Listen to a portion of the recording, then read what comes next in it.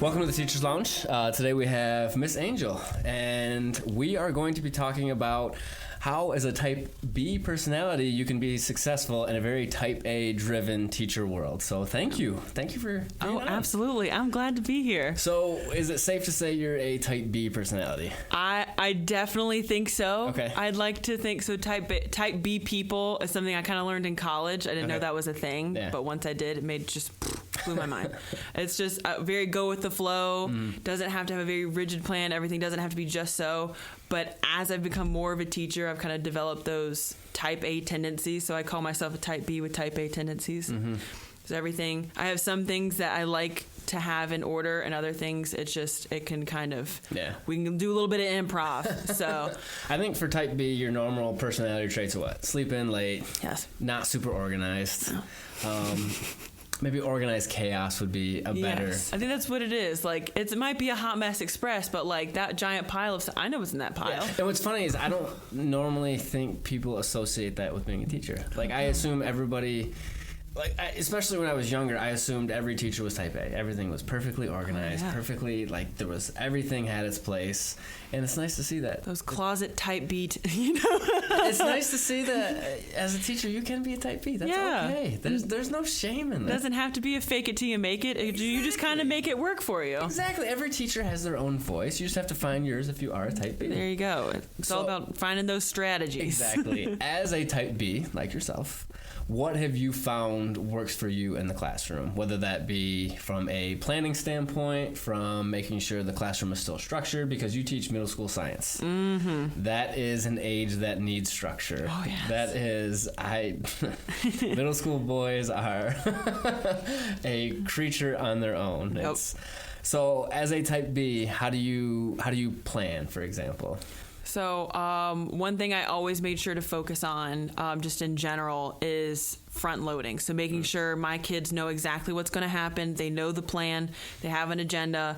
I give them an idea like, yes, we're going to do this, but don't worry. Or if I'm showing them something on the board, don't worry. I'm going to give you this printout. I'm going to have you the due date. We're going to do this. We're going to go all through it, and it'll be fine. Because you have a lot of kids who are like me and can go with the flow and do that. I have a lot of planners who have 17 different markers, and their planner is just gorgeous, and it's color coded. It's got stickers, and it has scented, I don't know, markers. But and then I have some kids that have no idea what class they're in right now. So just making sure that it's getting all of us on the same page so everyone knows what's going to go on. So, and it loses that, and making sure that everyone's going to be on the same page. It's funny, those two students you just described would be my sister and myself. Everything for her, straight A's. Everything was ... Whereas I'm just kind of, we'll figure it out come final exam time. See, that's my roommate and I. That's Miss Sullivan and I. Yep, yeah. She's the color coded. Everything has to be just so. Everything's very meticulously placed. And mine, it's that organized chaos where I'm just going to go with it's going to work out. It's going to be fine. I'm going to make it work. She was the person that I've known her since college. So the project, if it was assigned on Monday, she was already halfway done on Tuesday, and the rest of us was like, it's not due till Friday. Thursday night is gonna be the night. So it's working with those two different personalities, but you get it done how you need to get it done. Yeah. And so also teaching my kids to learn from my mistakes. I'm like, you don't have to be up at midnight doing a project that's been assigned for 2 weeks, the night before. I'm like, don't do that to yourself. And I just got to kind of giving them those strategies or those guidelines, hey, maybe by this day have this much done, or maybe by this day let's set a goal. So for me, that's definitely something I'm like, okay, if I do it step by step, because otherwise that day before it's going to be major panic. So it's just kind of helping my kids learn from my mistakes, being able to navigate, I guess, that personality type, but also making sure I'm addressing all those other students that have the different learning styles like that.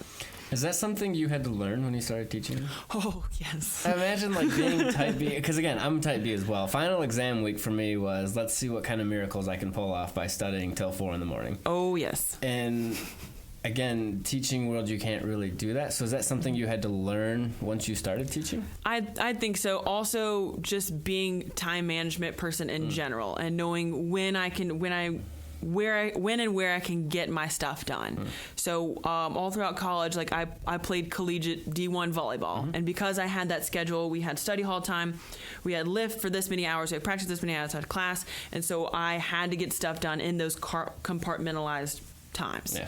And so once I was out of that and I didn't have as much structure, I'm just like, oh, I'll just get done when it gets done. and I feel like I needed that structure. I needed to kind of schedule myself out a little bit more so that it would actually get done. I wouldn't freak myself out.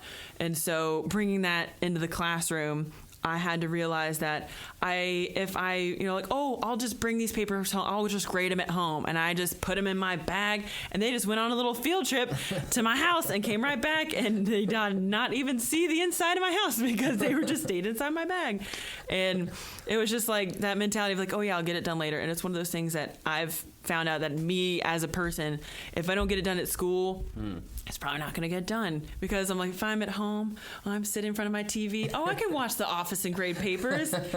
I can see The Office like 4 times over, and I will still be more distracted by that.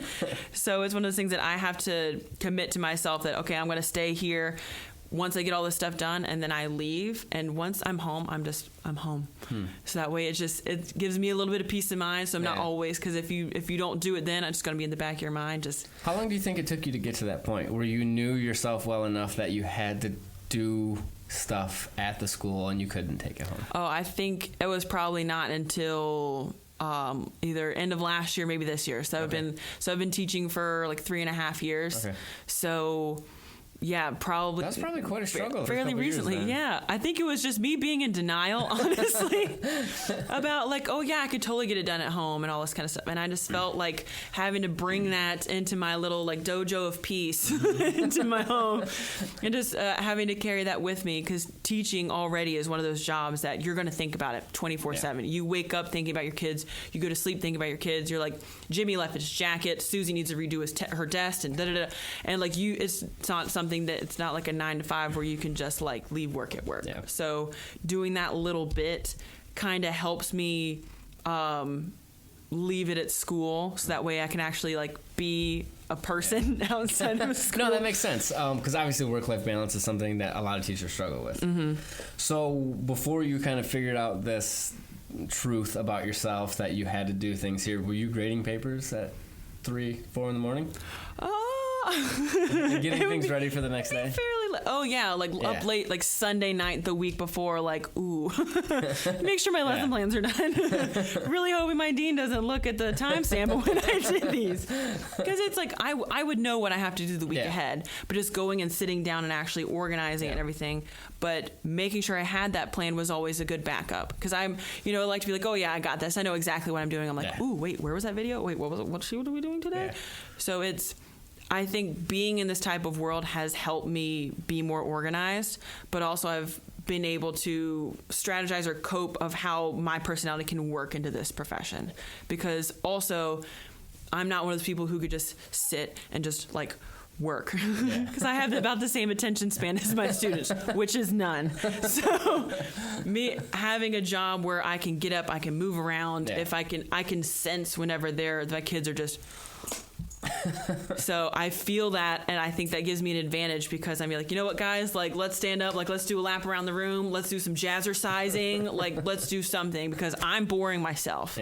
And so being able to do that, I'm like, if someone were to see me, I don't know, if I were working in a cubicle, you can't just like stand up. It's like start like doing jumping jacks or something. I don't know what people do in cubicles, like jumping jacks. But it's one of those jobs that I can interact with people every day. I'm impacting lives every day. I can be creative. I can be as goofy as I'll get out, and it's part of my job. So is there another area of teaching that you were kind of a rude awakening that you can't just take home and do? Like you talk about, you couldn't take papers home and grade them. They had to do here. Was there another point of the type B personality traits that also led to another change a year or two into teaching? I think, time management definitely. It's just one of those things that, like, if I didn't have a plan, like looking ahead, like if my curriculum map, if I'm not paying attention to that, and I'm just like, oh yeah, we could just keep doing, studying Rome for another week, or we could just, and it's one of those things that if I don't keep thinking ahead, then you're going to be behind. And so thinking that I can just, improv all the way and we're just going to, just bebop on through at our own pace. Like it can't work that way. So having that, or whether you speed something through and then you leave things behind. So pulling in like the data portion of it, I'm like, oh, I know my kids. Like I know where they struggle. And then you actually do an exit ticket for the first time in a while. You're like, oops, I missed that. So really having to do those checks and doing the data and all those little things that can, slip through the cracks. It's paying attention to those is what really kind of changed my outlook, I guess. Do you think there are still type B personalities living inside of you? Oh, absolutely, 100%. Okay. So teaching hasn't completely broken the type B. If you saw like my room or my side of our apartment, it's absolutely evident. It's one of those things that it looks like a tornado goes through, but then like every week, it's just kind of like get it back together just for another tornado to come through. But I feel like this job makes you have to be a little type A. That's fair. I think another one would be organization, because me and my life at home, like I could have like the piles of things, be like, I know exactly where my red socks are. They're over there in the second pile to the left. Like, but with kids, it has to be organized. Yeah. Like even with middle schoolers, like they have to know, like on the first day we went over, I told them, I was like, this is where the scissors and the colored pencils and repeat after me. Where everyone point to the scissors. It's probably so foreign to you personally. Yes. Yeah. And so, but I have to make sure my room is suitable for all those types, so kids can be independent, and I can just be like, all right, we're doing this, this, and this. This is what we're doing today. Go. And I like having that feeling of like they know where everything is, they know what their expectations are, and just going back to that front loading and making sure that they know what's expected of them. They have the rubric, they have the materials list, they know who they're working with and where they're working, and blah blah blah blah. And I think just kind of making my room and how I operate in my classroom suitable enough for the type A, the type B, and whatever the other letters are. Yeah. And like little hybrids of both, because if they don't know that like this is where we turn in our papers always, if I don't front load them like, okay, today we're going to do this, or instead of doing this, we're going to flip flop this. Everyone, make sure we know. Tell the person beside you what I just said. And it might seem a little repetitive, but also making sure that I'm getting everyone and everyone's on the same page. Yeah. Because you don't want those type B friends just floating off into space, be like, I'll get it. Because I was that person. Yeah. The teacher spent all this time doing directions. She was like, all right, go. And I'm like, what are we doing? I was that kid that every teacher dreads. And you hear that out of the corner of the room, and you're like, nope. Ask a buddy. So, this organization stuff, like organizing your classroom, make sure things are so structured, it almost sounds like it's for middle schoolers, for the kids to keep up, but also for you to keep up. Do you think you could still be in your type B ways and have a successful work-life balance? I think as type B people have to adjust a little bit, because if you're working with kids, they can smell fear. Yeah. You have to make sure like you've got it all together, because if they need consistency, they need to know what's coming next. They need to know what they're doing and how it's going to happen, how we're going to get from point A to point B, because without it, that's whenever you get the chaos. That's when you get, and then you get a million questions. You're like, all right, cool, so this is what we're doing. All right, go. And then you have 10 kids at your desk like, whoa. And it's like a little Q&A session with the thing I just explained. So I think with type B, like you're going to have to find those strategies that work for you. Like obviously you can't do a complete personality flip. Exactly. Because if you're not teaching as yourself, then that's no fun. I bring my weird, goofy, just hot mess of a self into the classroom, and kids connect to that because they're a hot mess. Yeah. And we both don't have the same attention span. And I think that's what works, is that I try to understand where they're coming from, or like I know what it was like, and being able to connect with them like that. And so I know that if I'm that kid that was, okay, so wait, what are we doing? Like I have my directions. I have them up on the board, or they're on a printout, or they're on like a pretty like neon yellow laminated sheet in the whatever bucket labeled with a laminated neon sticker. Like I have it so like you literally can't miss it. Or I'm like, if we're doing notes there, I also have like an online, like we have a 6th grade website. So I'm like, nice. The notes that I have up here, if you're one of those kids that's very type A, it needs to have every single little thing that's on the slide. I mean, everything. And I do guided notes just to try and eliminate that every little thing. And I have like little fill in the blank notes to help them de-stress a little bit. Because I'm also thinking of those type A friends like Miss Sullivan who want to have every single little thing on the board and want to do it in their pens and want to do it over here and do the little diagrams. And so I have things like guided notes where almost all of it's written for them. They're just filling in the blanks so that I know they're still keeping up with me. So they're focused more on, okay, they got the little things filled in. And I'm like, cool. Now I want you to listen to me. I'll actually explain this to you and we can talk through it and I'll answer questions. And so that's me thinking about the whole other side of things, those kids who need all the extra things and want all the things. And so just kind of being ready for a little bit of both.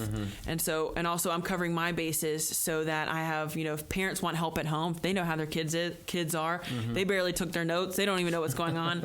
So I also have them online, and parents, like, I have that link to the website and all my emails. So like it's in my little signature. So I'm like, you can't miss it or everything. I'm like, it's on the 6th grade website. It's on the 6th grade website. All my presentations are there, all the rubrics for the projects, all the things, even extra help. It's all there. So just make sure that I'm supporting them in any way they can, no matter what kind of learner, type B, personality, whatever kind of person they are. Now that you've kind of figured this stuff out about yourself, about, kind of leaving some of the type B personalities and being more planning and things like that, do you think your teaching life is improved? Oh, I definitely think so. I think once I've kind of made that commitment to myself, I'm like, okay, on these days, the days I'm going to stay back, get my work done. And then these days I know I have other things, so I can just go home and I can relax. And I think that's given me so much peace of mind.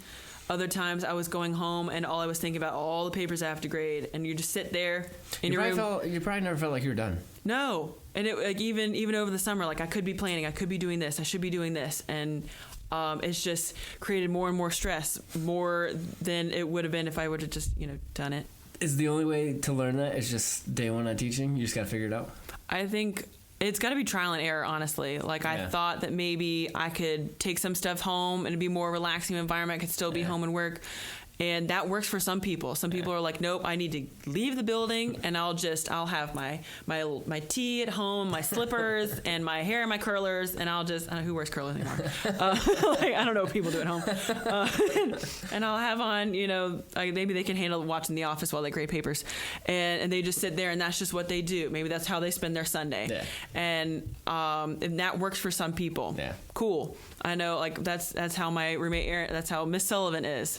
She can just sit there in front of the TV and watch Bravo and just bing, bing, bing, bing, bing, bing, and I'm and I don't know, my brain can't work like that.